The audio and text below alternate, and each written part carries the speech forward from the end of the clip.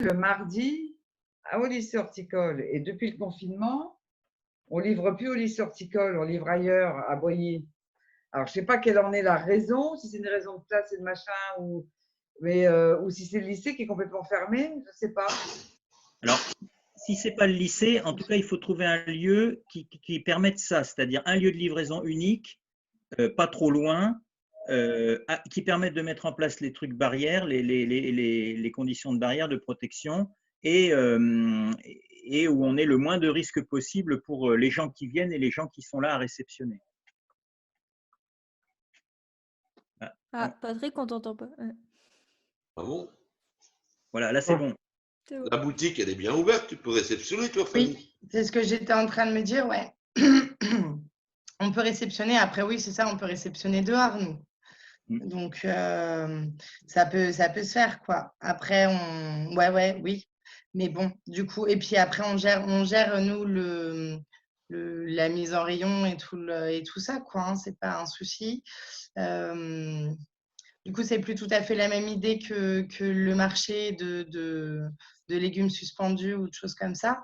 Mais après, oui, aussi, il y a de la livraison ou pareil, nous, on peut venir récupérer quelque part. Enfin, si je veux dire, on a 2 interlocuteurs et on sait que on doit aller récupérer à 2 endroits, c'est pas non plus le bout du monde. Après, c'est dès qu'il y a voilà, au-dessus de 2, ça nous fait 3, 4, enfin, on fait 6 ramasses les matins. Voilà, en tout cas, toute la matinée, on est en transport. Voilà, donc ça pourrait être que les après-midi, mais c'est jouable quand même. Hein. Enfin, oui. Annie? Oui, il y a 2 marchés la semaine, un le mercredi, place Sacretel. Carnot, pardon, le marché bio local, et un samedi, le marché place de l'Esplanade. Je pense que ça serait simple si vous pouviez, épicerie solidaire, mettre un stand à ces endroits-là le mercredi et le samedi, pourquoi pas. Et là, vous auriez les producteurs locaux, et 2, les gens qui pourraient vous porter des choses en même temps. Alors oui, alors c'est pas simple pour nous parce que c'est des horaires auxquels on est fermé, donc du coup j'ai pas de salariés sur ces horaires-là. Mais s'il faut qu'on le mette en place pendant le confinement, pourquoi pas. Là par contre ça me demande une autre logistique et de voir avec d'autres salariés de la ressourcerie potentiellement de pouvoir venir bosser, filer un coup de main. Oui, mais ça peut être une bonne piste en tout cas, parce que c'est vrai que si on est directement sur place, ouais, tout à fait. Et quels sont vos horaires? Pour des raisons hygiéniques, c'est peut-être pas une bonne idée de demander aux personnes d'aller acheter quelque chose dans une stand et le déposer dans une autre stand, parce qu'il y aura… Pour répondre à votre question, Annie, là aujourd'hui nos horaires, donc on a adapté les horaires pour être quand même le moins exposé possible. Du coup, on fait du 9h, 16h30 tous les jours, à part le mercredi où on finit à 13h. Et le samedi, on a fermé du coup parce que le samedi, on distribuait uniquement des produits frais et du coup, on n'a pas aujourd'hui, on n'a pas assez d'approvisionnement pour continuer ces paniers-là. Donc, on fait des paniers, ce qu'on appelle classiques, même pour ceux qui étaient orientés en produits frais, paniers classiques avec un peu de frais et du sec aussi. Philippe? Oui, donc je retire ce que j'ai dit sur le lycée horticole, surtout s'il est fermé, mais effectivement, donc ça impose à l'économie, enfin au local de l'économie sociale et solidaire de faire le boulot de logistique. Donc c'est pour ça que si Fanny dit on peut aménager, il faut retenir cette idée. Pour moi, c'est pas contradictoire avec l'histoire du marché, c'est-à-dire qu'il peut y avoir effectivement une présence de l'épicerie sur le marché si c'est possible pour l'équipe de Fanny, mais d'un point de vue de conception, c'est pas impossible.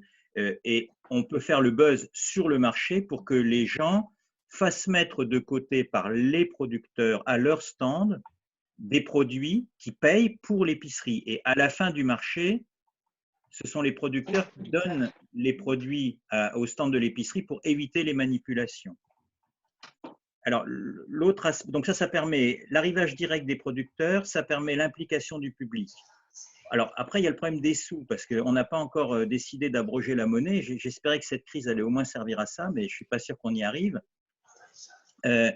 On peut faire un appel aux dons financiers. Les gens peuvent, on peut mettre le RIB de l'épicerie et on peut demander aux gens de faire des dons en espèces, ce qui permettrait à l'épicerie d'acheter des produits aux producteurs, aux commerçants.